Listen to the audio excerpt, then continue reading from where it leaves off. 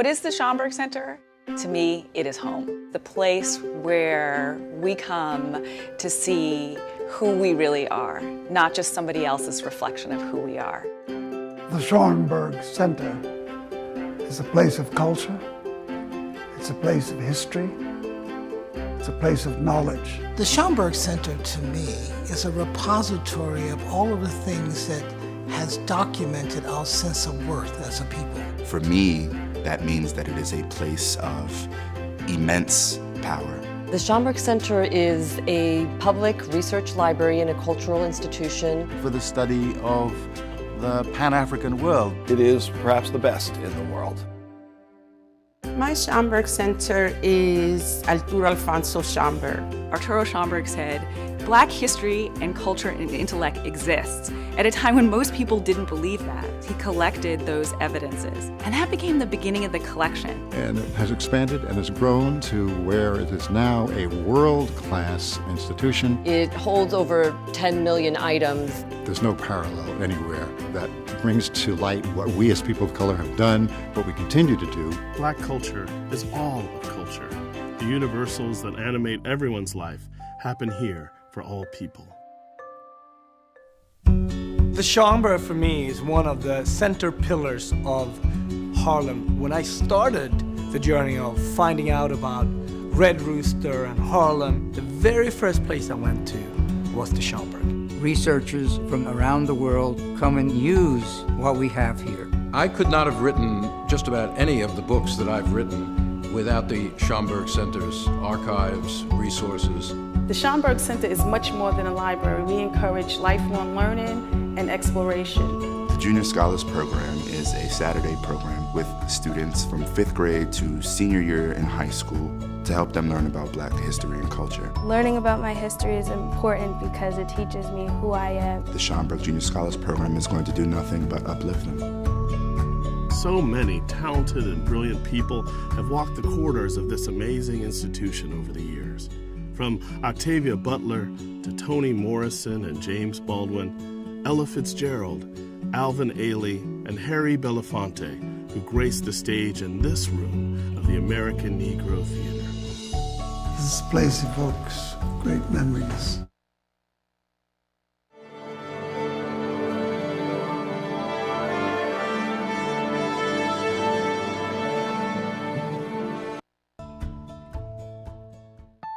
What is my Schomburg Center? I'm standing here at the Cosmogram, which underneath holds the ashes of the poet Langston Hughes. On the evening when this Cosmogram was dedicated, people began to empty out of the auditorium. A jazz trio struck up, and to my amazement, Amira Baraka went over and asked Maya Angelou for a dance. And they started to dance on top of the Cosmogram, on top of the ashes of Langston Hughes, and I felt what a fitting way to kiss the memory of Langston. The Schomburg Center is a research institute and a library, but it's so much more than that. There's something going on every day. So many amazing people come here to talk about their creative craft, to share what inspires them. The Schomburg Center's collections help to tell stories even beyond our walls. The Schomburg Center is here in this exhibition at MoMA, One-Way Ticket, Jacob Lawrence's Migration Series. We depend on the resources of the Schomburg to enable us to tell this story. Thinking about the implications of the past on the present is absolutely crucial for understanding the next steps, understanding what we have to do to go forward. We today have the responsibility of making sure that new artists and activists, new scholars and poets know that this place continues to be a resource and a source of inspiration for the work that we must continue to do. The Schomburg Center is knowledge. The Schomburg Center, to me, is education. The Schomburg Center is home, it is family, it is foundational. The Schomburg Center is inspiration. The Schomburg is with me in everything that I do. Community, inside and out. The Schomburg Center is us. The Schomburg Center is you, and we invite each and every one of you to find your Schomburg Center.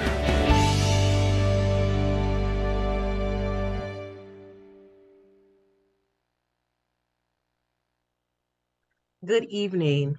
I hope everyone is well tonight. I'd like to welcome you to the Schomburg Center for Research in Black Cultures program, The Politics of Religion and the Role of Black Faith. My name is Joy Bibbins, the director of the Schomburg Center, and it's my pleasure to introduce this next edition of our series, Conversations in Black Freedom Studies.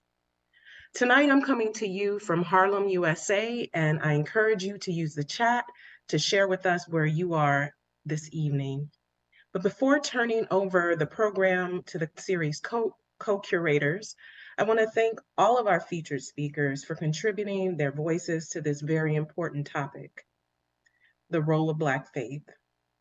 Conversations in Black Freedom Studies is co-curated by two New York area scholars, Drs. Robyn C. Spencer-Antoine and Dr. Jeanne Theoharis. Jeanne Theoharis is one of the co-founders of this series, Conversations in Black Freedom Studies, and she is a distinguished scholar who focuses on civil rights and Black power movements and the contemporary politics of race in the United States. She is author of the widely acclaimed biography, The Rebellious Life of Mrs. Rosa Parks, and her award-winning book has been adapted into a young adult edition and a documentary for NBC Peacock. Robyn C. Spencer-Antoine is a historian, whose teaching and research explore Black social protest after World War II, and working class radicalism and gender. She is the author of The Revolution Has Come, Black Power, Gender, and the Black Panther Party in Oakland, which was published in 2016. I want to welcome both of them tonight and have them introduce our lovely speakers or our distinguished speakers. And I'm going to turn it over now to Robyn. Thank you. Thank you. Thank you so much. It's great to be here. We've started our 11th season of Conversation in Black Freedom Studies. This is actually the last conversation of the season. Thank you for being with us and staying with us through this year. And please do come back in the fall. Kamosi Woodard and Jeanne Theoharis started Conversation in Black Freedom Studies in collaboration with the Schomburg Center a decade ago to create space where the public could engage with new works in Black social movement history. With fewer and fewer public spaces to engage with new work in Black history, Conversation in Black Freedom Studies was conceived as a way to hear, learn, and discuss new work in Black history that helps us see the present ever more clearly. In many ways, Conversation has had the chance to really chart the rich and expanding field of Black freedom studies over the past decade. And tonight's conversation provides another iteration in that ongoing expansion. Kamosi took on a more emeritus role, and 2 years ago, I have had the pleasure of stepping into the role of co-curator. We're so very pleased that the Schomburg Center has continued this series as one of its educational and public programs offering. We're grateful for Lucien Baskin, who's our outreach and social media coordinator for the series. Please follow us at Schomburg CBFS or at our website, blackfreedomstudies.org. Now on to you, Jeanne. Welcome to our conversation tonight, an urgent one as we consider the politics of Black religion and the role of Black faith in freedom making and what it has taken to document that. Faith has been central to Black survival, community well-being, cultural production, and political struggle over the past 400 years, and it remains so today. So we are very delighted to be online and together for this timely conversation. In many ways, the goal of Conversations in Black Freedom Studies from its beginning is the history we need to see the way forward, and tonight feels more necessary and urgent than ever. This recording, which is on YouTube now, will live afterwards on YouTube, and we'll put the link in the chat, and please feel free to share that with other people either tonight or ongoing so that other people might be able to watch the conversation. So I am delighted to introduce tonight's panelists. Their books are available in the Schomburg shop online, and we'll put that link in the chat as well as in the bookstore in Harlem. Melissa Ford is an associate professor of history at Slippery Rock University and the author of A Brick and a Bible, Black Women's Radical Activism in the Midwest During the Great Depression. Todne Thomas is an assistant professor of African American religions at Harvard Divinity School and the author of Kincraft, The Making of Black Evangelical Society. And Suad Kabir is associate professor and director of the Arab and Muslim American Studies program at the University of Michigan and the author of Muslim Cool, Race, Religion, and Hip Hop in the United States. Welcome, and thank you so much for joining us. So where we'd first like to begin, which is for those of you joining us who've joined us before, where we always like to begin, is to ask each of you to briefly tell us how you came to this research topic, what concerns, commitments, experiences, questions guide your work and guided you to this particular work. And Todne, we'll start with you. Thank you so much, Jeanne, and good evening to everyone. This is an easy question for me to answer because I think one of the most amazing experiences of my life as a learner came in hearing a story about kinship, right? And that is the ways in which people of African descent who navigated the really terrible waters and violence of the Middle Passage came to name each other as kin in the New World, right? And one of the most foundational relationships created was the shipmate relationship, right? So created in the midst of the Middle Passage, if people managed to make it to the same location, shipmate relationships were the foundation for New World kinship, right? Oftentimes shipmates would create marriage prohibitions between their children. So in classical kinship theory, I'm an anthropologist, incest prohibitions are understood to be the foundation for kinship, who you can marry and who you can't marry.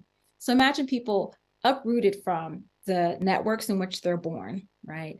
Navigating heinous trauma, sexual violence, precarity, and still able to create kinship in context of great violence and upheaval. It is to me the heart of human capacity, persistence, and really shows to me that sociality, social relationship, kinship is central to not only survival networks, but a Black ethos, a Black sense of place, that kinship is necessary for Black kin making. And some of the things that I'm working through is just also understanding Black kin making as a transcendent experience itself, right?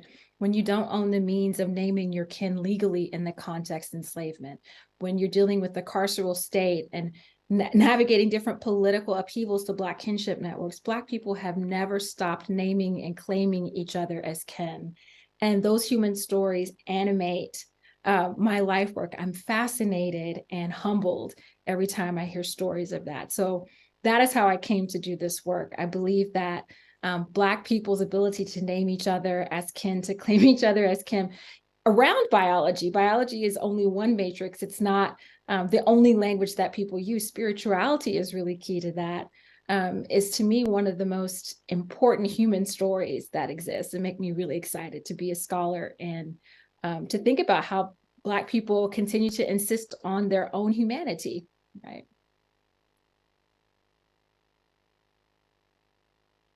Yeah, I guess it's easy for me too to answer this question. I think when I think about what led me to the work I do, it's my community, right? Sort of what I learned from my communities and my commitment to those communities. So for example, with my first book, Muslim Cool, part of that came out of sort of a post 9/11 moment in which all of a sudden everyone's talking about Muslims, but nobody who's like me, nobody who's Black, nobody who's Latina, nobody's from the hood, nobody was the hip hop, like none of that, right? And so partially I kind of was like, all right, we matter, we're important, we're valuable. Without us, there wouldn't be any of this other stuff. So let me look into this and let me sort of explore that. And so I ended up, doing the book project Muslim Cool and, interested in how Islam and hip hop came together, how Black Islam particularly, how the ways Black people have practiced Islam influence hip hop and then bring Muslims of a variety of racial and ethnic backgrounds to Islamic practice.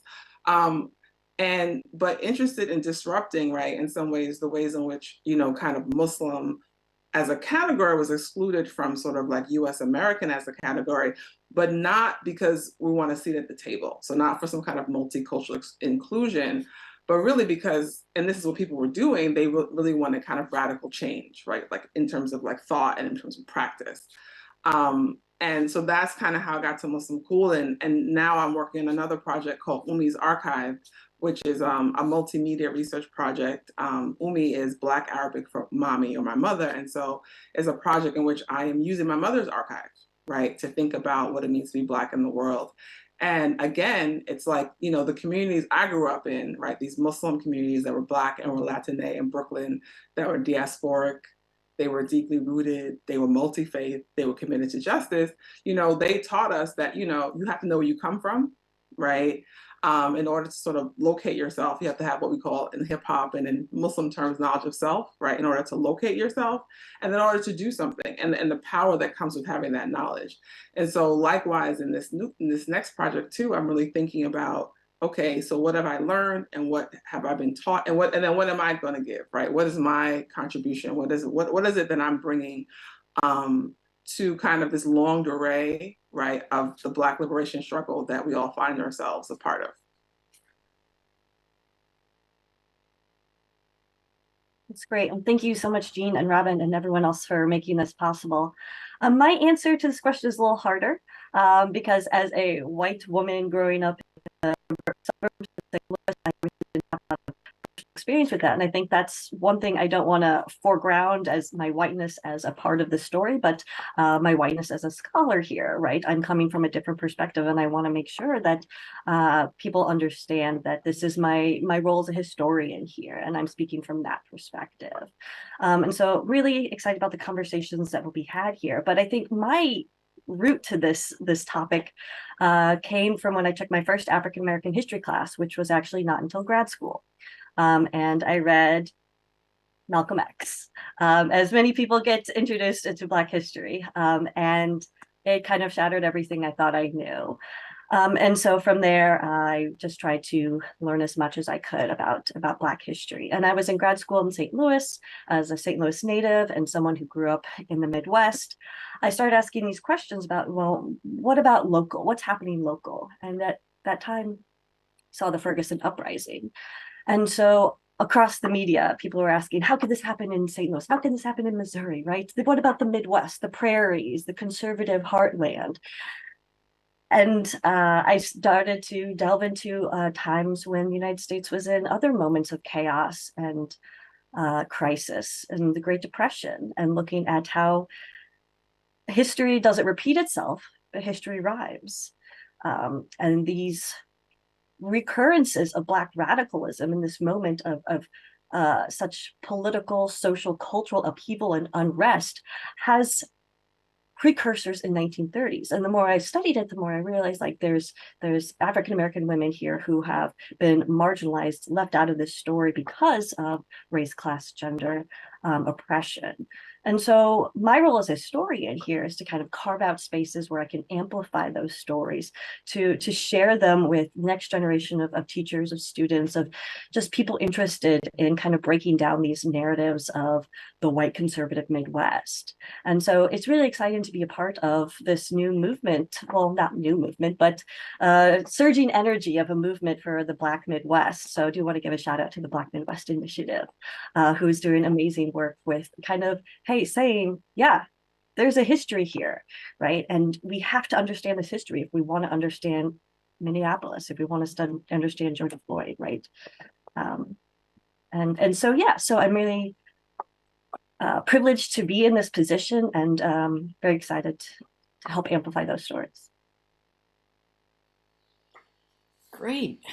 So one correction, Suad is not the current director of the Arab and Muslim American Studies. She is the previous director. And I think you're on sabbatical, maybe. The glory days of sabbatical. So this is the part of the conversation where you get to teach us. And so we would like each of you to kind of give us a window into your work, into your book, onto the politics of Black religion, onto the larger role of faith in Black life and Black freedom making. And Melissa, we're going to start with you. Yeah, great. And I hope it's okay. I'll start with setting the scene because I'm a storyteller. I like telling stories.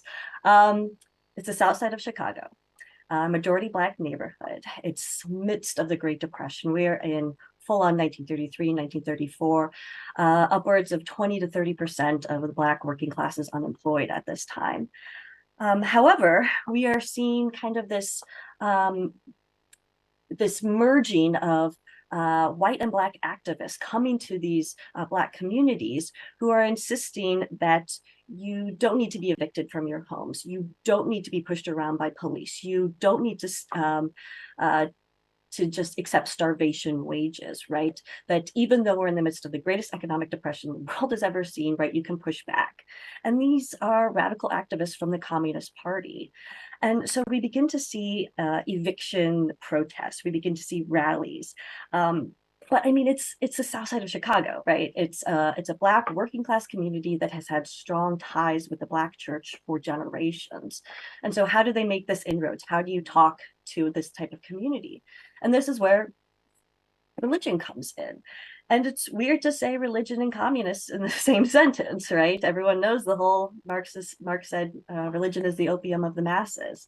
But during this moment of crisis, of course, there's always this moment of opportunity. And we see African Americans in Chicago and St. Louis and Cleveland and Detroit and many other cities use this moment to reconcile their faith and their radical politics into a moment of challenging racial class and gender depression. And so we have them using just incredible moments where we hear them using old African-American spirituals, but changing the lyrics, right? So we have that "Give Me That Old Time Religion," which is an old spiritual, but they change the lyrics to what is it? It was good enough for Comrade Lenin, and it's good enough for me.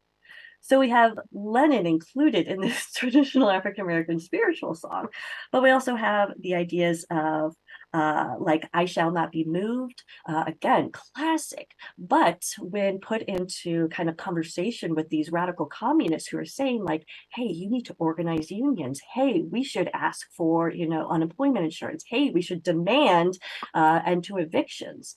When you have that kind of convergence of these traditions of Black faith and radical politics, you have this incredible moment of what I call Midwestern Black radicalism, which is a fancy academic term for something really cool happening, right? The revolutionary potential of Black faith and politics. And I think it's something that is understudied because the Great Depression, right? You go to the bread lines, you go to depression parts, but it's this incredibly exciting moment of Black activism that can't wait to share more stories about. You have me thinking, Melissa. So I know I'm going to talk a little bit. I'm actually going to talk about my second project and for this question because, so one of the things that's come out of my work, one of the threads working with this archive has been a focus on this term, activist sisters. So my mother, Amina Maltul-Haq, whose archive I'm working with, passed away in October 2017. And before that time, I happened to do like an oral history interview with her. And when she talked about her conversion to Islam, she became Muslim in 1975. She talked about how she was so grateful that Allah had connected her to activist sisters, right? So these were women who were like her, who came to Islam because of their movement work, right? And as I'm learning about her archive and her story, I'm also connecting her to other women. In particular, there's a sister, Damira Ahmed from Oakland, California, and Sister Sophia Bukhari, who was from New York. And I just have to tell y'all, because like, how do I get to these women? Well, because Damira Ahmed's born January 2nd, 1950 in Oakland. My mother is born, Sophia Bukhari is born April 2nd, 1950 in the Bronx. My mother is born April 4th, 1950 in Harlem, right? My mother and Sister Damira died in the same year, months apart. Sister Sophia Bukhari and my mother became Muslim at the same place by the same man 4 years apart, right? So there are these really kind of like serious connections they have. But my point is that when I look at the biographies of all three of these women, education plays a really important role. So they all become politicized in college, right? So, Amina, my mother, Sister Demira, they, helped us establish Black studies on their campuses, Ohio State and SF State, right? Safia Bukhari and Demira are part of the party, right? They become party members because of their college study. And so here, college and education, right, is not a means of upward mobility, even though that's why they went to school initially, right? Their parents sent them to school for upward mobility, but instead it becomes a place where they become politically radicalized. And I think, and one of the things I wanted to share too, like my mother's college transcripts, if you look at it, right, there's like years of Swahili, the Black studies courses they took, and a marksmanship course, right? Because we're serious, right? And the thing about it is, and so it hit me, right? So my mother became a public school teacher. She worked in New York City public schools for like 20 years. And then it hit me, oh my goodness, this is why she became a public school teacher, right? Now, I always joke, I became a professor because I did not want to be a public school teacher because there was too much grading, right? When I was a little kid, she used to make these little, I would help her grade, right? I was like, I don't want that too much grading. But it hit me, if you're building a nation, right, you have to have people to be in that nation, right? So you have to build people, right? And Sister Demira also was a public school teacher and a principal in Oakland, right? And so the ways in which, just thinking about the ways in which, like, what does it mean to be an activist and an activist sister? And that the kind of work these women were doing, right, and I think is instructive, was not flashy. It wasn't that big man of history kind of activism. It's that every day, painstakingly, working with people, building community.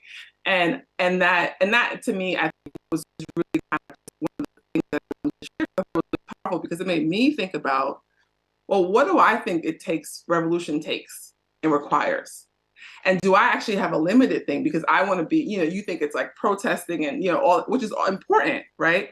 But if we got to be prepared to be in these new worlds, right? If we're building new worlds, we got to be prepared to be in them.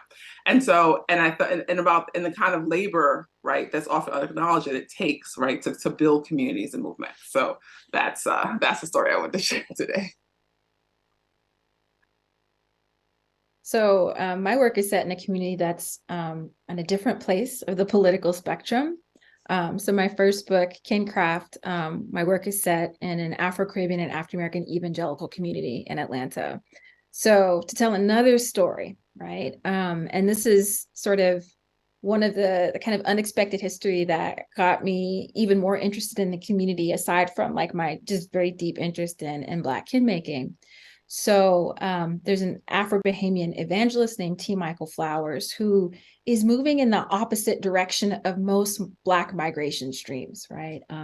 He's born in the Bahamas. He goes to work in England after World War II, takes some classes at Glasgow Bible Institute in Scotland, makes his way to Canada, then finally makes his way to Detroit. So here we have the Midwest again, right?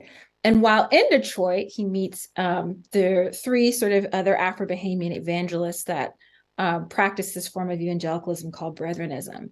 And they tell him, you should do missionary work in the South, right?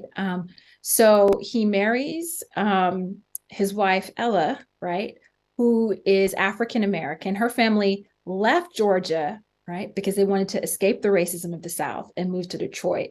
He moves Ella back to Georgia to do missionary work, evangelical missionary work in the Bible Belt South, right? The understanding being that white evangelicals, their racism made them apostate, right? Like evangelicals are supposed to be concerned with spreading the gospel, and white evangelicals weren't interested really in interacting with Black people in the South, and there's all these different ideas and layers. Like I think we talk about the Black church like it's a cohesive thing.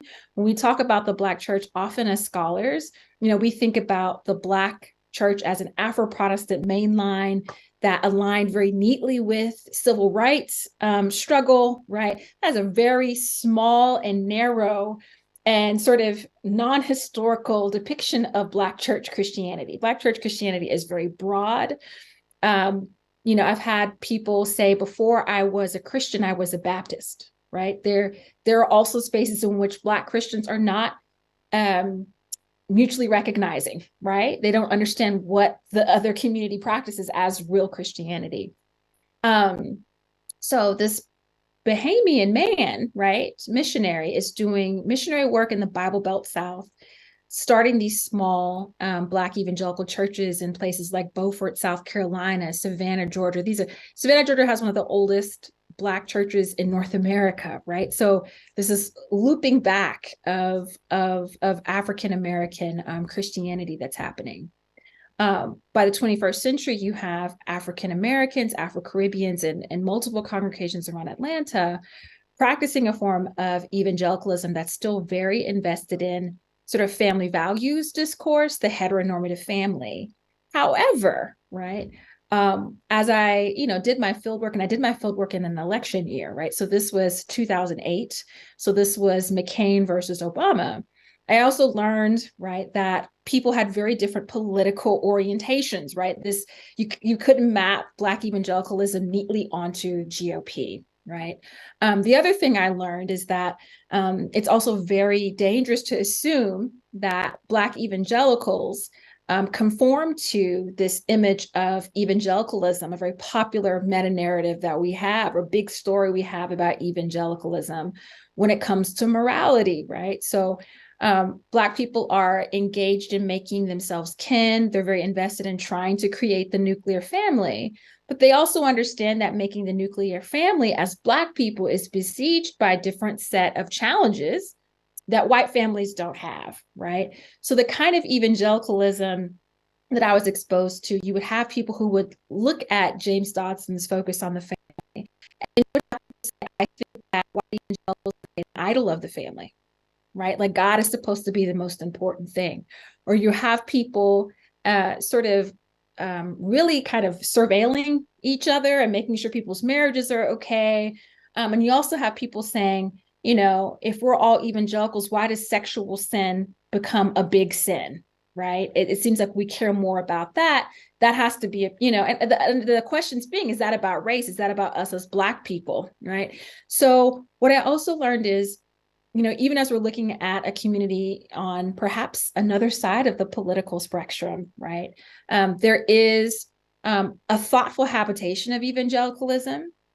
There are people engaged in this project of evangelical community making who have different kinds of political and electoral sensibilities, who have at times very strong critiques of the imperialism of American imperialism, right? Because you have a missionary from the 2/3 world doing missionary work in the first world, right? We have this popular term now in globalization studies, reverse missionization. Well, T. Michael Flowers did this in the 1950s, right?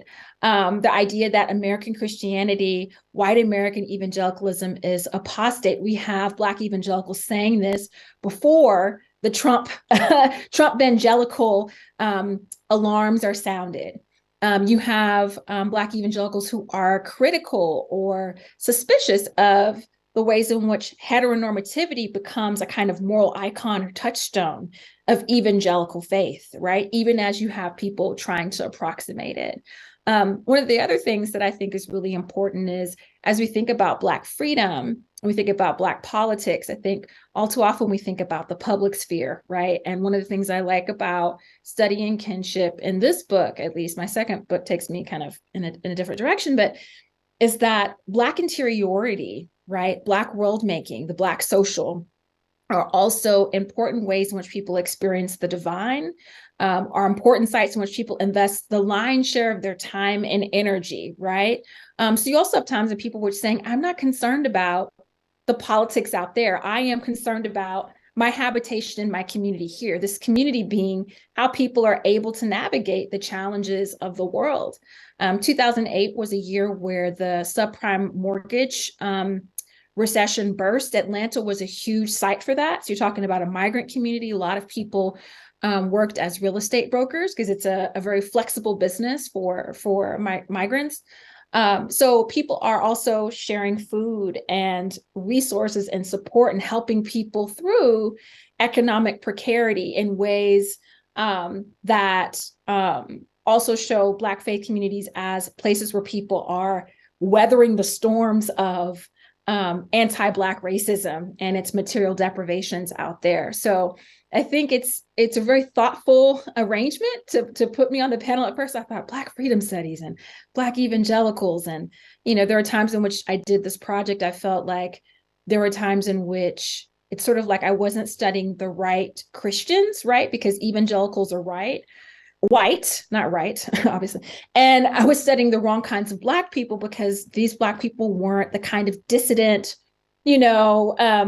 celebrated Black people that we like to see, or that we like to iconize sometimes in Black studies, right?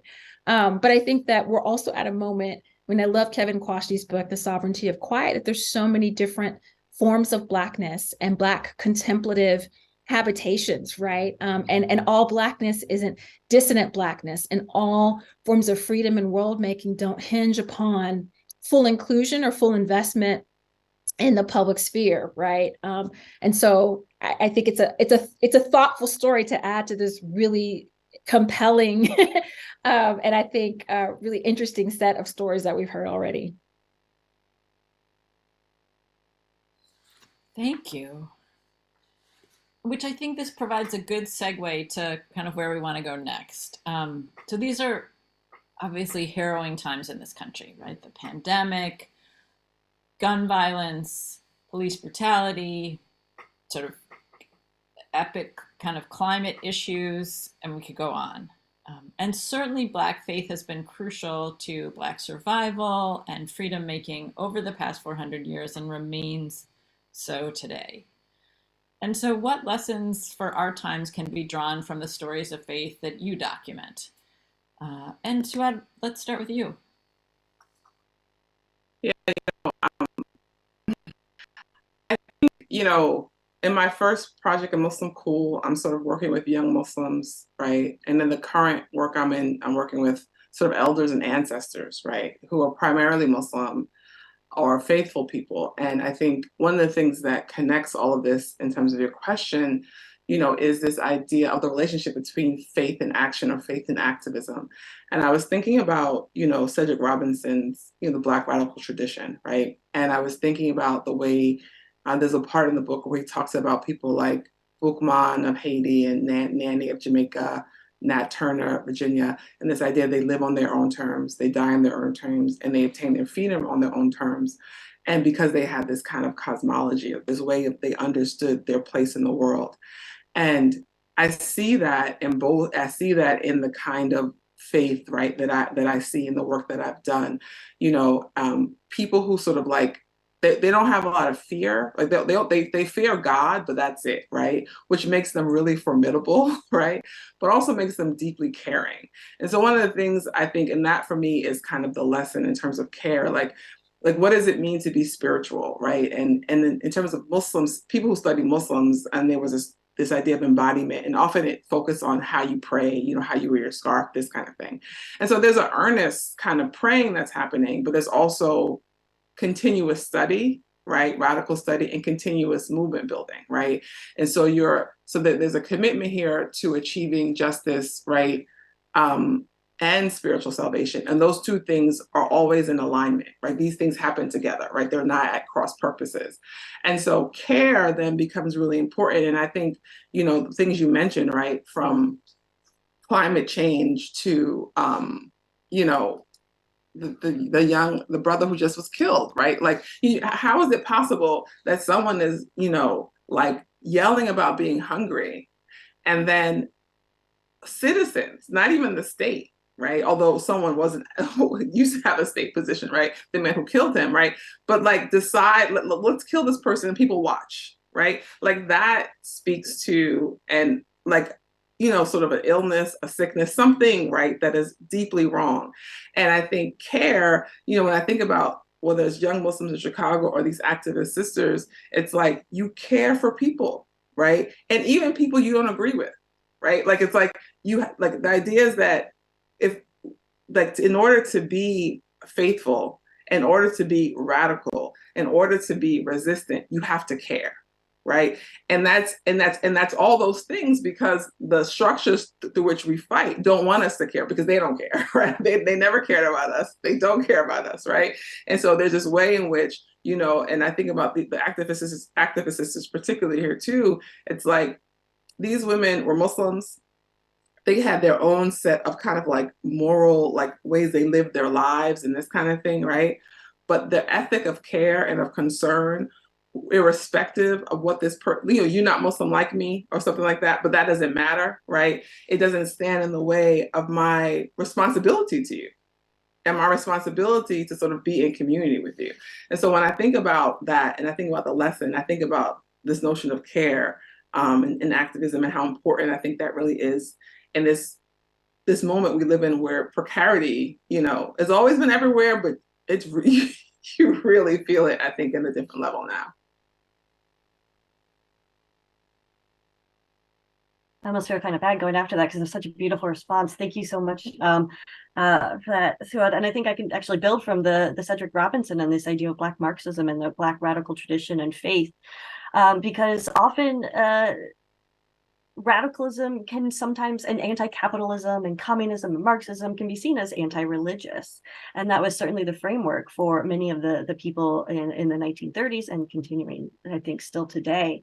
And I think if there are lessons to be drawn from 1930s radical organizing, it is this lesson of like, it doesn't have to be either or, right? The Black church doesn't have to be either for or against. Right? It's this broad spectrum, as you were saying, Todne, this idea that there's nuance, there's the individual's experience.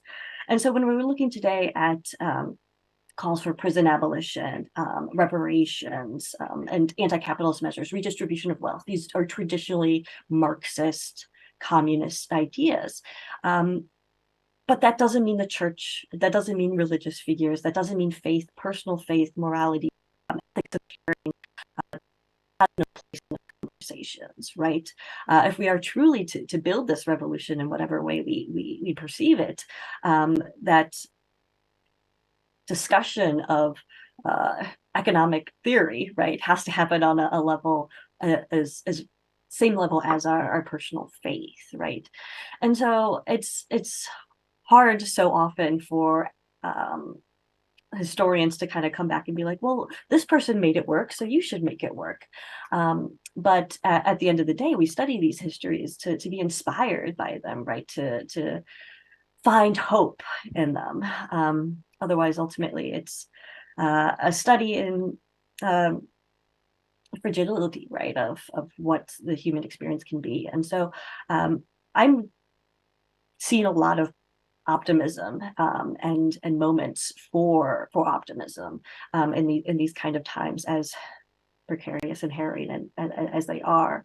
But yeah, I think there's these moments for cohesion that need to be stated rather than kind of glazed over.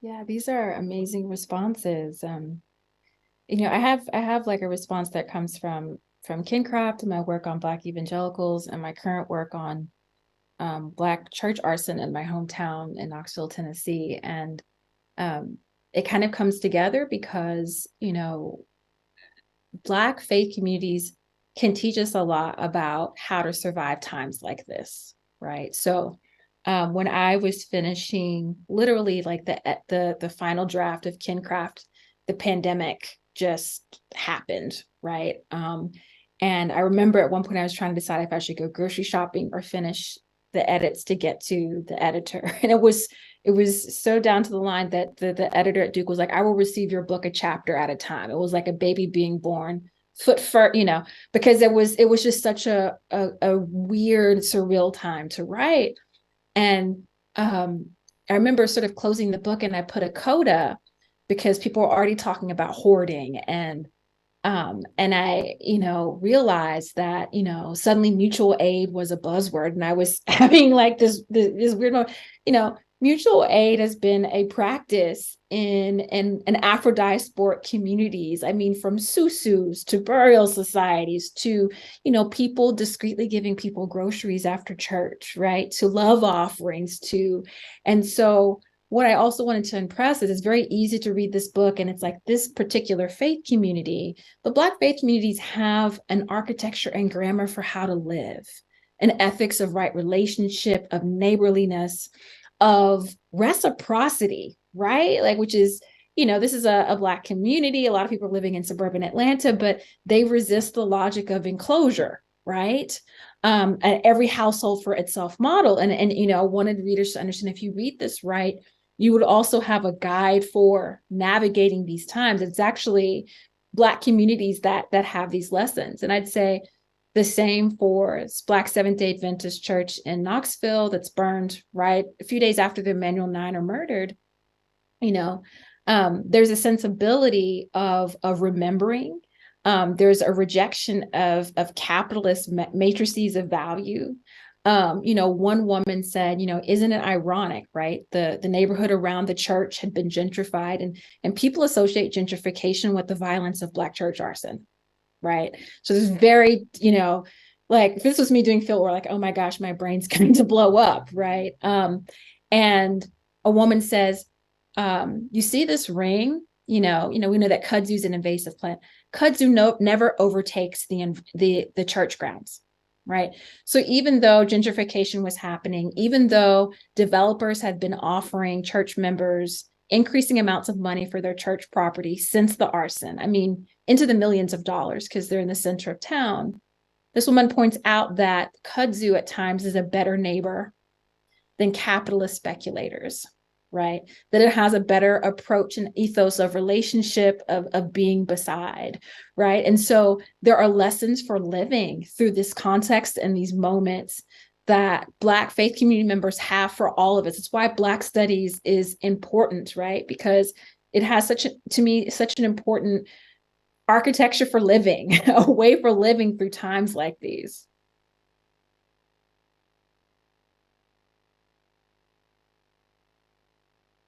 Thank you. And on to you, Robyn.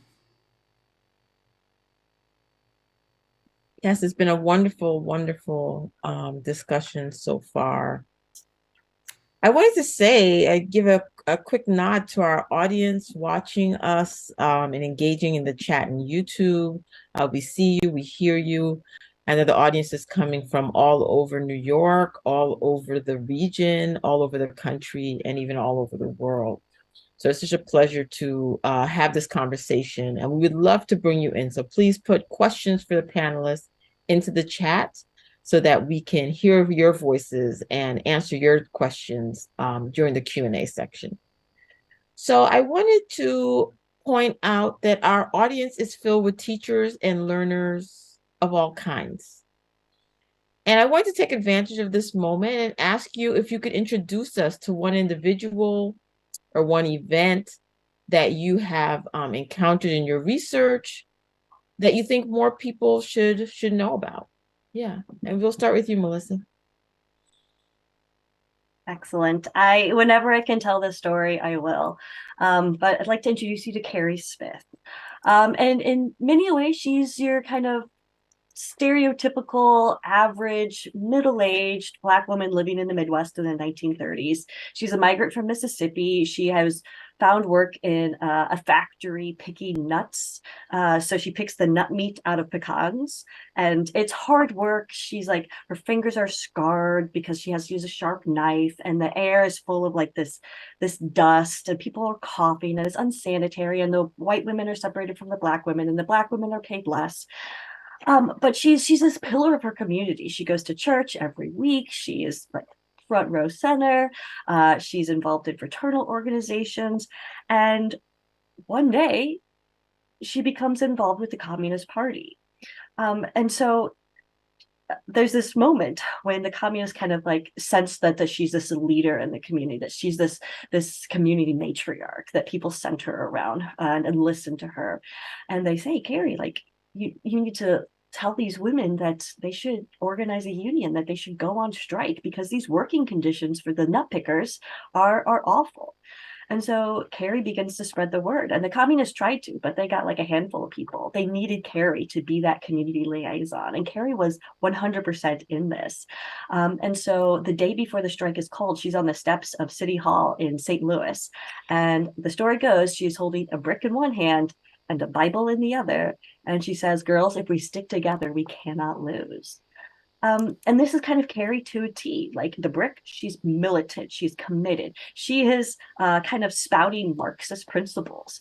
But she is doing this with a Bible literally in her hands at all times. She brings the Bible to the picket lines. She leads the picketers in prayers. She'll say, like, help us defeat the boss. And everyone will say, amen. And so it's these words that, like, the boss and defeat and working class struggle that come from Marxism and communism, but are interpreted through her lens as this extremely committed member of her local Black Baptist church in St. Louis. And so the strike itself is amazing. It's called the Funston Nutpicker Strike, 1933. Kiana Urban has done amazing work with it, as well as Rosemary Furrer. I stand on their shoulders of scholarship, but I just love talking about her. But the strike actually happened about 90 years ago this week. Took less than 2 weeks. Was completely successful. Over 2,000 workers went on strike. They had solidarity from the rest of the community. They had solidarity from white rabbi committee members and Jewish rabbis, and then Jesuit priests at St. Louis University, coming together under this umbrella of social justice and understanding that these aren't demands of the Communist Party, these are demands of human rights. And so the strike was successful, this incredible moment of Black women leading a strike, but doing it on their own terms. And the fact is, it happens 2 weeks later on the south side of Chicago. We see the same thing in apron making factories. And so it's this moment where you see Black women not as being kind of this marginalized, this periphery of, oh, they can do it despite the fact they're religious. It's no, this is part of who they are. This is part of their, architecture for living. I love that. I'm going to that informs who they are as Midwestern, or as Black women living in the Midwest during the Great Depression. And so I give the example of Carrie Smith just because she's just so amazing. Even like in the communist archives, you go through their papers, they're like, she was really amazing. Like even they recognized her skills. But unfortunately, she drops off the radar. Like many women when involved in the Communist Party, she's like in and out of the margins. And then like many women involved with the communists after the 1950s, they disappear from records because it was dangerous, if not, it could ruin your life to be associated with the Communist Party as a Black woman, as Claudia Jones was deported for her activism. And so it's a story without a great conclusion. Yes, the strike was won, but it is this moment. It's this really incredible moment of a woman with a Bible and a brick leading a strike. So that's Carrie Smith. Google her. She's great. So I want to take this opportunity to lift up a name of someone who I think we can have a better ending, and I'll get to that. A person who I think the audience might be familiar with, and I want to say his name because I was thinking about, actually, he connects my projects. And so the person I'm talking about is Imam Jamil Al-Amin, also known as H. Rap Brown. And, he connects the project. So people probably are familiar with him because, he was a chairman of SNCC, really active in the civil rights and the Black Power movement, had a relationship with the Black Panther Party. He becomes Muslim in 1971 and then moves to Georgia. And for like 30 years or so, right, is a part of the West End community and really a part of, sort of cleaning up, bringing life, right, to a Black community in Atlanta, Georgia, until, right, the state comes for him again, right?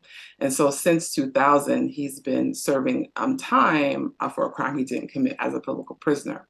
And so the reason why I want to talk about Imam Jamil or bring his story into this is, like I said, I think he connects the project. So how does he connect them? So, well, they call him rap, right? Because of his eloquence, right? And, rapping or emceeing is an element of hip hop.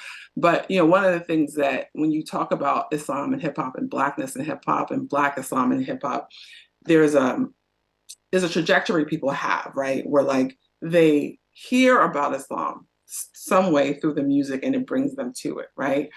But also hip hop is pedagogical, right? So people typically, I didn't know about this. What is this thing? Oh, this kind of thing, right? So like whether it's from Assata Shakur, Jamil Al-Amin, right, there's a way in which hip hop has been educating and giving us pathways, right, to sort of understand what's happening today in our time. And then, of course, Imam Jamil is a comrade, right, and he's a Muslim brother of these activist sisters, right. You know, in Umi's archive, there's all, you know, there's a VHS recording of like, I don't know if you remember that show Like It Is that used to be onto a Gil Noble, of Karima Al-Amin, Imam Jamil's wife, right, talking about the case with Kathleen Cleaver. So it was an interview he did with Kathleen Cleaver and Karima Al-Amin about the case earlier on, right? And so I wanted to say his name and his point. And so my point about we can have a better ending, right? So right now, right, Imam Jamil is being held, right? But you know, part of the thing about political prisoners, and this is also something that, you know, has come up for me in the research and thinking about this more deeply, right, is the ways in which, you know, people get thrown away, we forget about them, they're old, they're aging, they're suffering, right? And there's no mercy, there's no care, right? And we as community members, we and the people on the outside have the opportunity, right? We have the opportunity to care, right? We have the opportunity to bring our faith and our caring into action.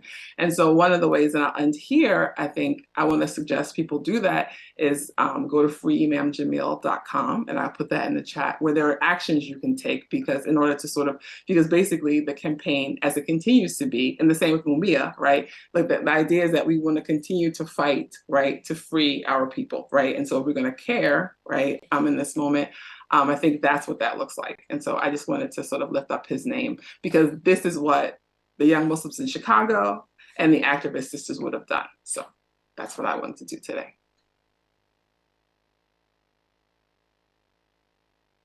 Yeah, that's an amazing question. You know, I struggle to answer it because there's like the answer I think I'm supposed to give, and there's the answer I really want to give. And since I recently got tenure, I'm going to give the answer I really want to give. And so this is about the best interview I've ever done ever. It happened outside of Knoxville, Tennessee. It was with a Black queer woman. We were actually roughly the same age. She was born in Chattanooga like me. She worked at the Highlander Center, which was burned about a year after the College Hill Seventh-day Adventist Church was burned. So for those of you who don't know, the Highlander Center is a very important, you know, center for that trained social justice heroes like Rosa Parks, right? Rosa Parks with the Highlander Center. And so we were talking about arson. The activist herself was a burn survivor, and we were talking about the burning of churches, the burning of the center, white supremacy, and faith. And I mentioned that I'd done some interviews with pastors who kind of were talking about Black Lives Matter as kind of like a secular movement. And, you know, she was insistent that that was a terrible mischaracterization, right? She talked about work in Ferguson, the work that took place in churches, worship that happened. She said, a lot of us still have the Black church in us. We're just not always received so well when we go to Black churches, right? But the Black church in us has never left, right? And what we do is Black church, right? Feed the sick, house the homeless, right? You know, when I mentioned that someone suggested that the arson that I studied was never attributed to an arsonist, they never apprehended anyone. So I asked people, who do you think was responsible? And one of the narrative culprits is that it could have been like a Black radical activist that burned the church, right? That's one of the like sort of theories, right? Speculations. And she said an activist would never burn a Black church, right? Black churches are infrastructure, right? It's a place, if Black churches collaborated with us, we would have places for the homeless, right? We would have places for unhoused people. A real activist would never burn infrastructure in that way, right? And so I remember just feeling my scalp tingle, right? And we were talking about Marxism, and we were talking about Black liberation theory. I mean, she could just translate up, down, from data to organizing to theory to, I mean, this is like literally probably one of the most brilliant people I've ever met in my entire life. And I remember leaving and just thinking about how I was being taught again about where we locate and think about Black faith, right? Black evangelicals in Atlanta taught me that Black faith also happened in homes between Sundays when prayer partners wake up at 5 a.m. to pray together, right? There's a sacrament of the everyday that Black church women create when they cook for their spiritual children, when they pray, when they make their yard spaces, gathering spaces for community. And also, once again, you see Black women again, right? Thinking about and relativizing where we cite Black church, right? That Black church is not something that's housed, right? And I think it's really important as we sort of inhabit this context. I mean, there's stuff about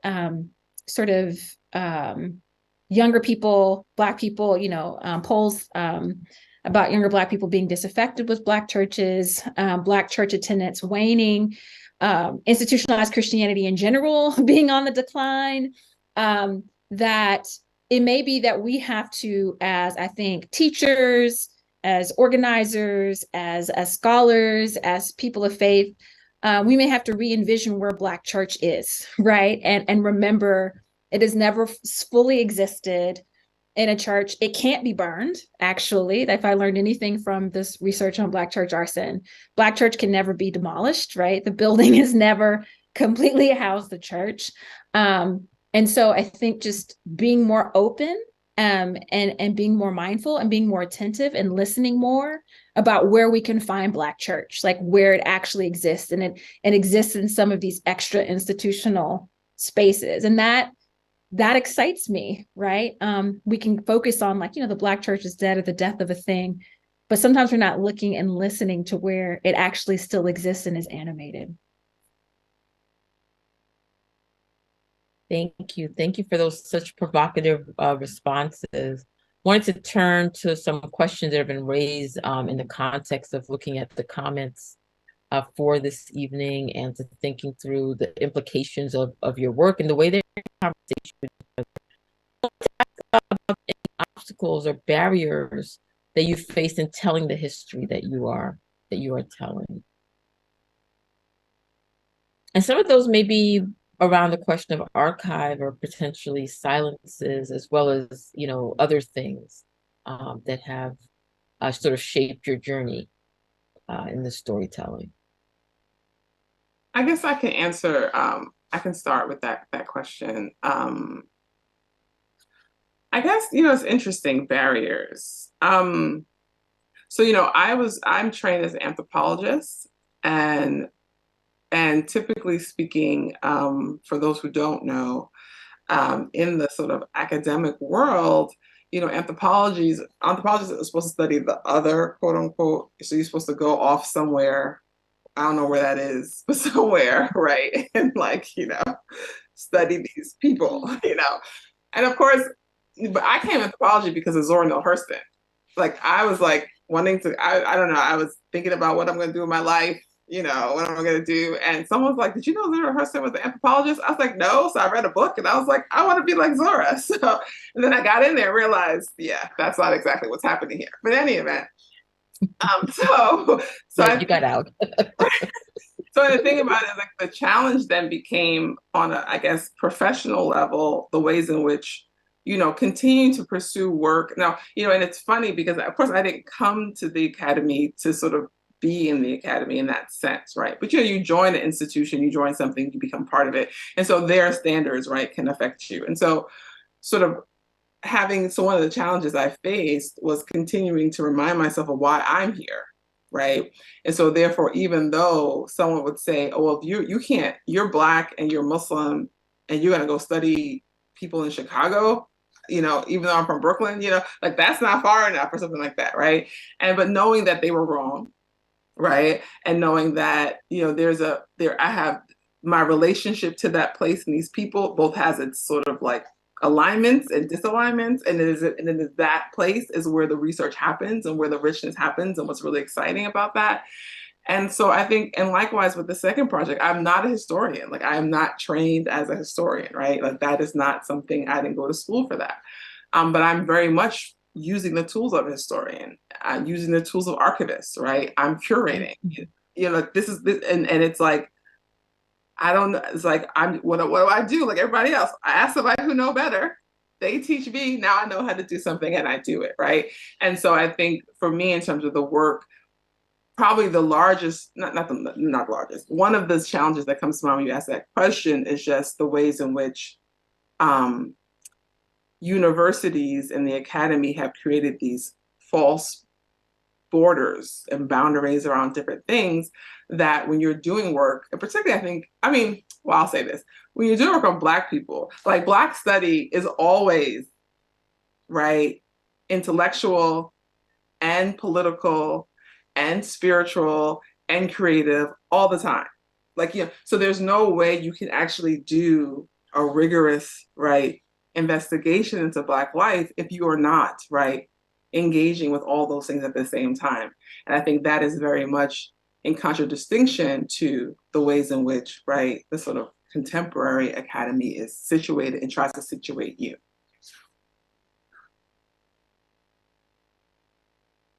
Thank you. Thank you. I think that's such a great point of distinction, because I'm actually not trained as a historian either. My PhD is in American Studies. So I came to this project from the cultural, social, and kind of overlapping with politics, and then learned along the way in the archives in the basement of NYU, and figured it out. And the thing you figure out is the records aren't there, or they're not there, and they're not as prioritized as mainstream white male dominated history. And so if we're studying African American working women in the 1930s, like, they didn't keep journals, they didn't have weekly columns in the newspaper. And so my challenge now I identify as a historian now, is to kind of recreate these lives as best as I can, knowing that I'll never get that complete story and never really bring someone like Carrie Smith to her greatest glory. But that's part of her story, right? Is the fact that she is by our modern our traditional definitions of what is important American history. And I think just to go to another story about kind of the scholars process, I was in Detroit and I was looking at how Black women helped organize unions in the Ford Motor Company. And there's one woman, Rose Billups, whose husband was a Ford Motor Company worker, and he was a communist, and he was very, very active in organizing Black workers in the automobile industry. And I came across an oral history, and this from the 1970s, and the interviewers interviewing her husband, saying like, "Oh, what was it like to be a Black worker? Oh, how did you organize the men? How did you do this? How did you do this?" And at one point, Rose just interrupts the interviewer, and she's like, "Excuse me, can I talk about how Black women organized the Ford Motor Company?" And then she goes on about all the amazing stuff she did. And then the interviewer turns back to her husband. And so, like, that was just such a awful capsulation of the lives of so many of these women. And this was like the 60s, 70s, right? Speaking about experiences of the 30s. And so it's a challenge of historians to try to do our best to find those stories and center Rose, center Carrie, right? But it's a challenge, but it's really fun. It's like a treasure hunt sometimes.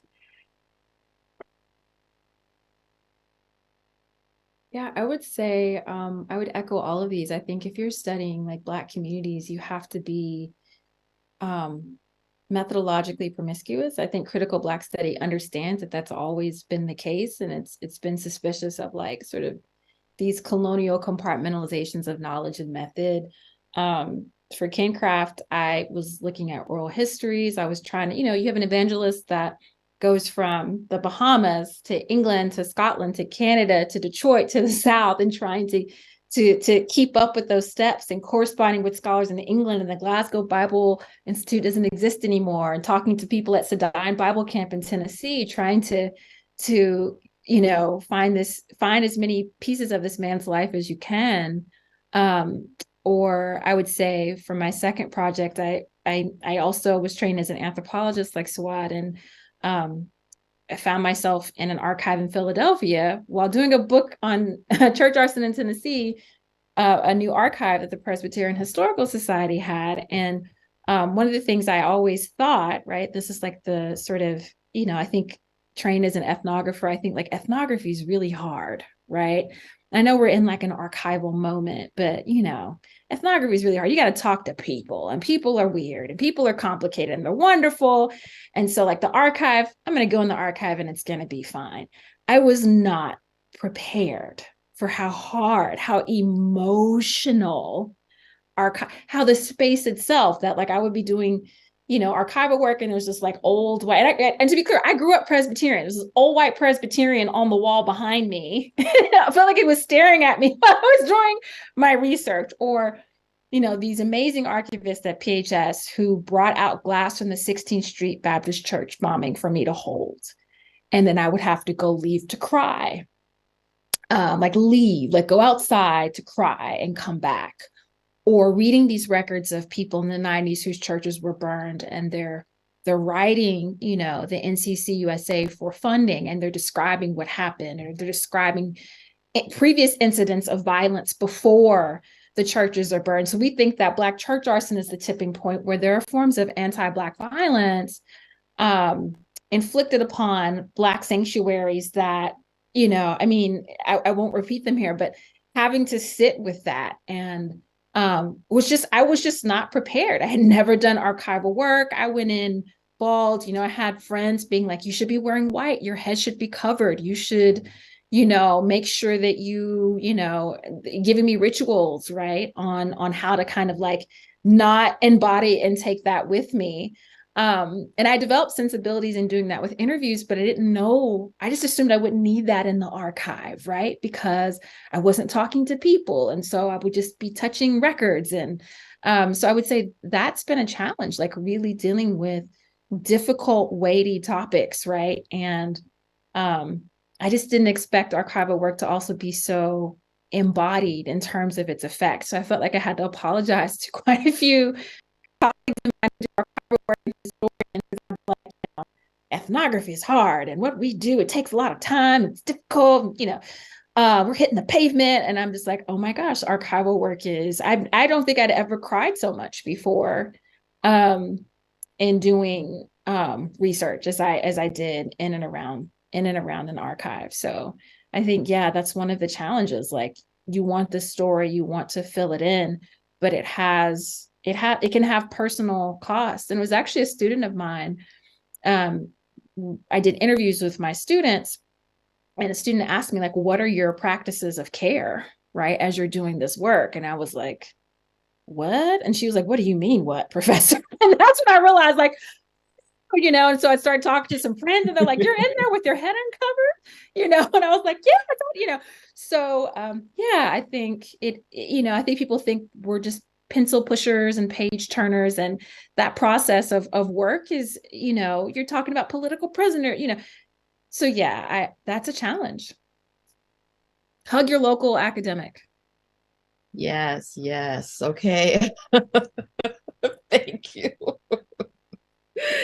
Thank you for acknowledging that, you know, that pain, those tears. I think so many of us have been there. I wanted to just transition to thinking about the oral traditions in Black religious communities, because I feel like that's underscored in all of your work. How did you interact with those, embody those, walk alongside those in your scholarship?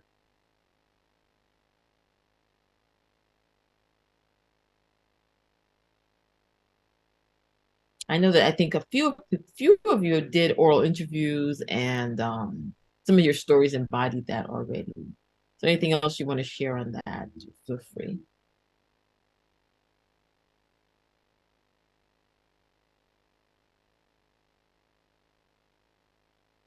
Okay, well, we can certainly.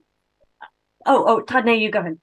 No, I was just going to say, you know, hearing how people discuss and animate their lived religious experience, I mean, it's almost never exactly what you expect, right? And I love also how sometimes I remember there's a Bayesian church member, seemed very, you know, for lack of a better, very uptight, and you know, he didn't really like my interview questions at all, right? It was clear he didn't think the questions were good. And then I got him talking about missions, and it was like a flower just bloomed, right? And the way people can come to life, right? When they talk about the things that really matter to them, right? And the way in which an interview space can be a place where people get a chance to really tell their life stories, where they get a chance to reflect in real time to like a like actively listening person, and what that can do and mean for people. And then the ways in which those stories, once again, I think like knowledge is embodied, like some of these stories they were a part of me for a while. Like there are pieces of interviews that live in you, like those aha moments, those, and you know, the first book took me 13 years. You know, you carry people's stories, you carry, one single mom talked about how, God was my husband, right? And after my husband died, God helped me get, she lived in New York, helped me pay my kids' school fees, uniforms. When we ran out of money, groceries would appear. People are telling, these faith journeys that are deeply meaningful, deeply personal, sometimes very intimate. I talk about field work and ethnography. Sometimes it's confessional intimacy, right? That sometimes people talk about adultery, and as an ethnographer, you hold space for those vulnerabilities, and also hold space for just the broad variability of like human expressions of faith. Like what let me tell you what God's done for me, right? Let me tell you what God looks like in my life, right? And yeah, it sometimes completely defies all of your expectations. It's really amazing. Thank you. Thank you. Yeah, I guess I'll just add to that. I think, yeah, it's interesting. I'm listening to you and I'm thinking about the two different works I've been engaged in, and when I would do like kind of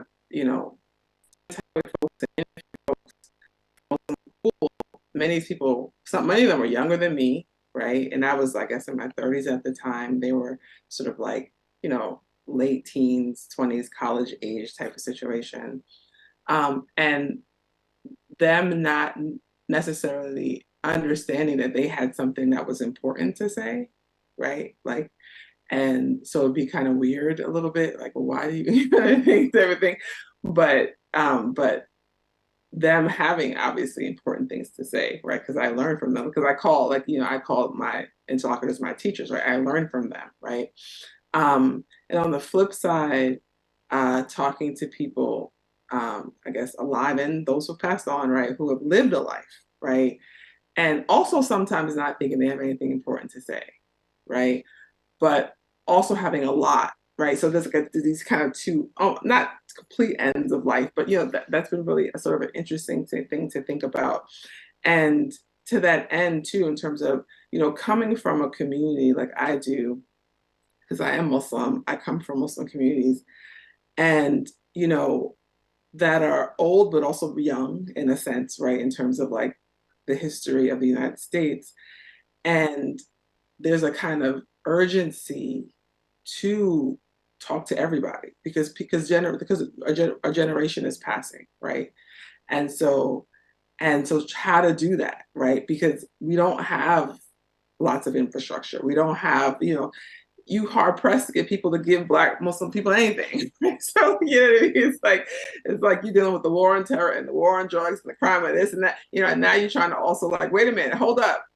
We got to get this story, right? So it's kind of, so it's both like inspiring. Actually, I'll close with this quote. This is a historian, Jennifer Morgan, who wrote this article, and she talked about being in the archive. She's like, when you're doing work on like marginalized people and you're doing this research, you're always on the brink of breakthrough and breakdown. Right, which I really love because I feel like that just captures everything, and I feel like that's what even doing these work and talking to people is about, right? Because it's like there's all this information, there's all this history, there's all this knowledge that is like, yes, but then it's hard to get, or it's hard to, how are you going to preserve it? How are you going to do? Yeah, like it's like this breakthrough and breakdown. I mean, on many levels, that really resonates with me and sort of my experience, sort of doing this research. Mm-hmm. Thanks for sharing that. Breakthrough and breakdown. Yeah. Wanted to also shift to maybe the question of Black feminism and Black faith, convergences and contradictions. How has that kind of appeared or informed or come up within your scholarship?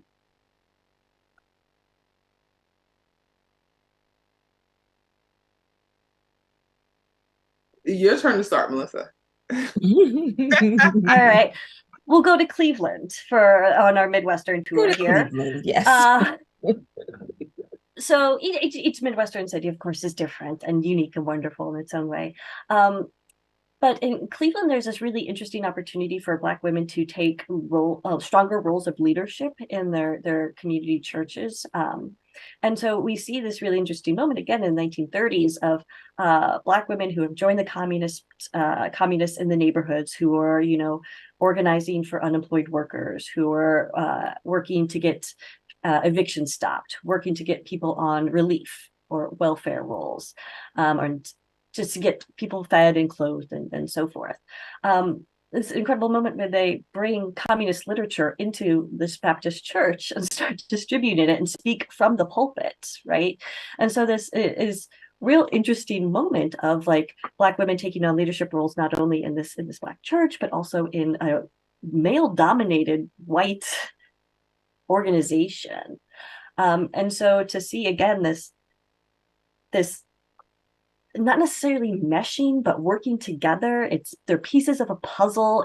It's working in their minds that this isn't incongruous, right? That this is personal faith, the traditions of the Black church as they perceive it, and radicalism as defined by Marxism and communism are the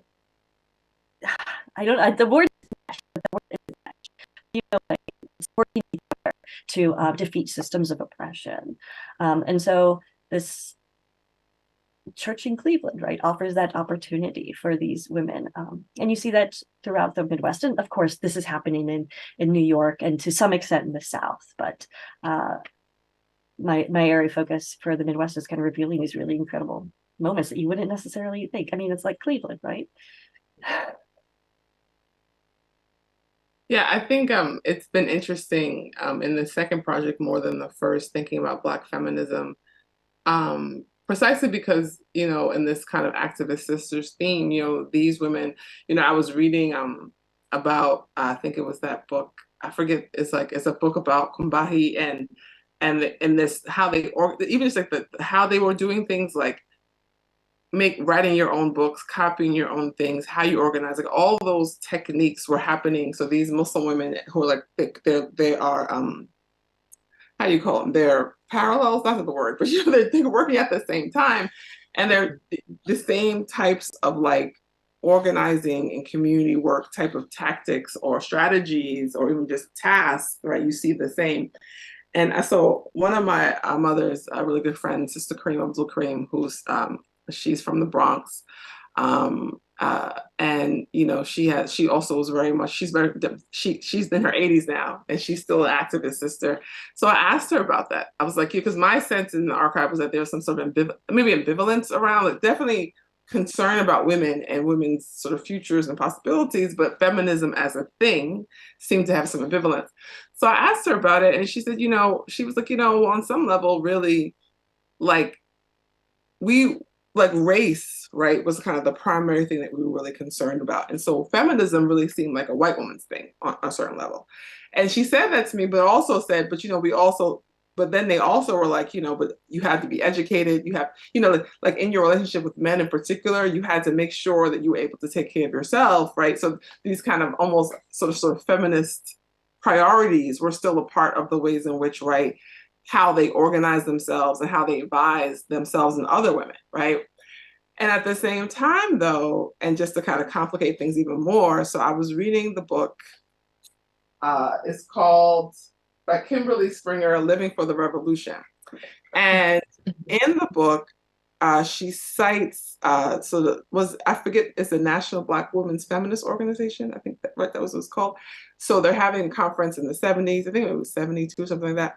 And she cites these letters to Miss Magazine, people talking about their experience.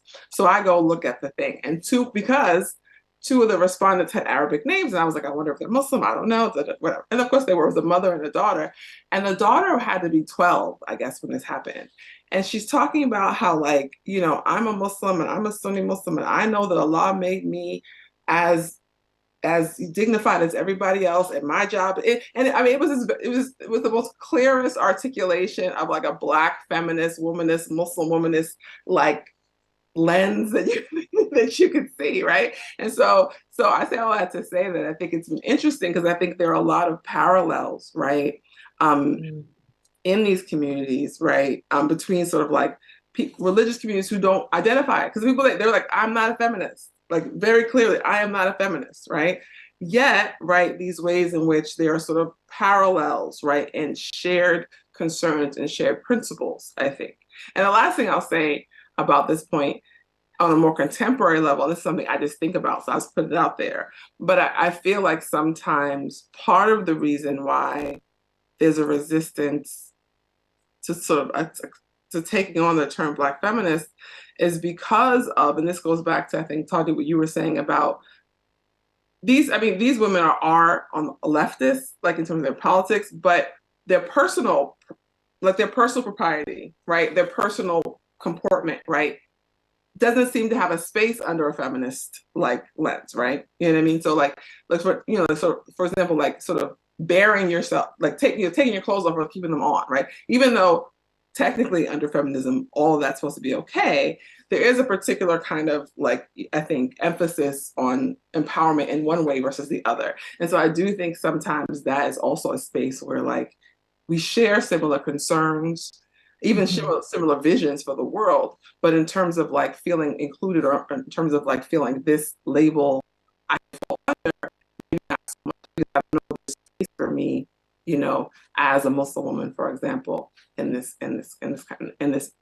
framework, you know. Mm-hmm.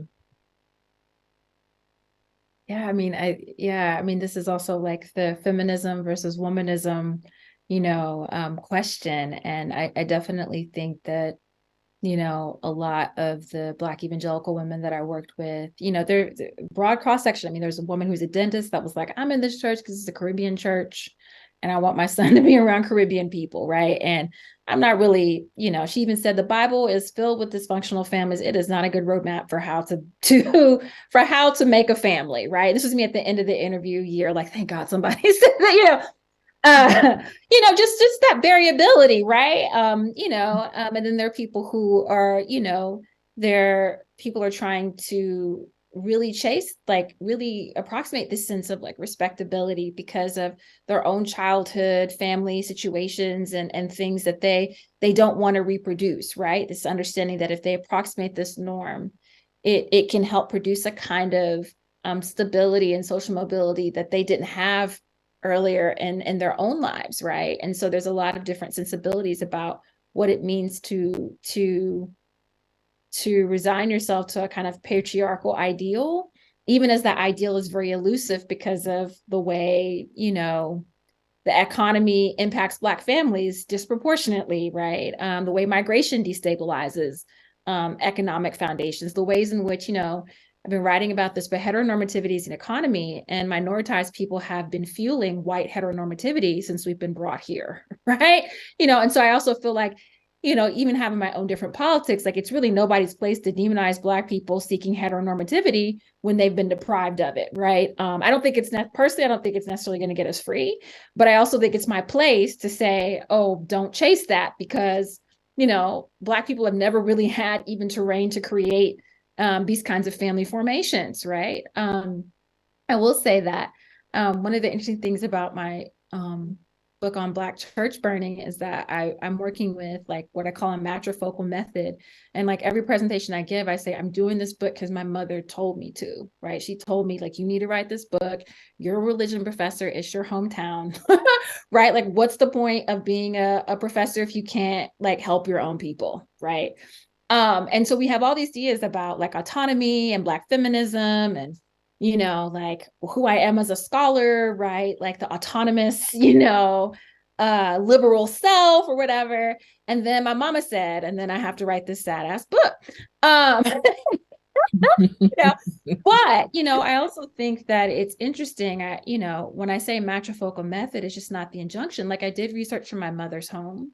I'm a single mom. So she provided childcare, you know, like field work is like I have so many things to talk about from like a single mom lens, the academy, field, so much. It's so clear this stuff was not created for people with my social location, right? But she also subsidized the work. She fed us, she cared for my son. So this thing she asked me to do, she invested, right, in making it happen. And also it's just these stories of the mother comes up when people are talking about Black church burning, right? You know, one man talks about my mom, she fought this bus driver who said this racist thing to me. Like she called him out the bus and punched him in the face. And, you know, I don't know why, but for some reason, when I'm talking about church arson, I think about her, right? Or, you know, people talk about mothers, church mothers who taught them how to be mothers, and that when people burn the church, they attempt to burn the spatial memory of those mothers. Like I used to sit there and she would watch my kids so I could go to Sunday school. And that was her pew. And that's where, so, you know, I'm also working with this idea like around gender, even though maternity is laden and it's complicated and Black maternity is dangerous. And it's, you know, we have all these patriarchal idealizations of it, that I think when people are burning Black churches, white supremacists, they're burning a Black maternal institutionalism, right? Black church attendance, you know, Alexis Wells Lagogame talks about this in her book. Like Black church attendance tended to be matrifocal even amongst the enslaved. Like people went to their mother's church, right? Or the Charleston Nine, right? You know, there was a mother who saw her son murdered. The violence that occurred in that church was gendered because more of the victims were women, right? And the kind of women that go to Bible study on Wednesdays, right? So I think that even though this doesn't fit the model of feminism in a particular way, gender is still very important and powerful and motivating. And I think that Black women and the ways in which they kept Black churches alive, Black females' homosociality is the vibranium of Black churches, right? When anyone burns a church, they threaten that. And I also believe that is a particular kind of thing that's under attack, right? So yeah, I think Black feminism, Black womanism, the Black maternal is key to this project and thinking about gender. Mm-hmm. Thank you. I think that's just a perfect note to end on, to leave our listeners to contemplate and to stew on. I'm going to turn it over to Jeanne. So thank you so much for coming tonight. Thank you to our panel for such just a lovely and rich conversation. Thank you to Joy Bivens and Casey Matthews and everyone at the Schomburg for the program tonight and continuing conversations. As Robyn mentioned, we take the summer off at Conversation, so we'll be back in September, but we are going to have a special program this summer because, as Joy mentioned, and as many of you know, my book has now become a documentary, and so we're going to screen that documentary, The Rebellious Life of Mrs. Rosa Parks, over the summer. We don't know yet when. So please watch our website, blackfreedomstudies.org, both to get the fall program, right? We'll be back in September to get information about the screening. And again, follow us at Schomburg CBFS. Have a wonderful and blessed evening. Good night. Yes, thank you, everyone. Thank you so much.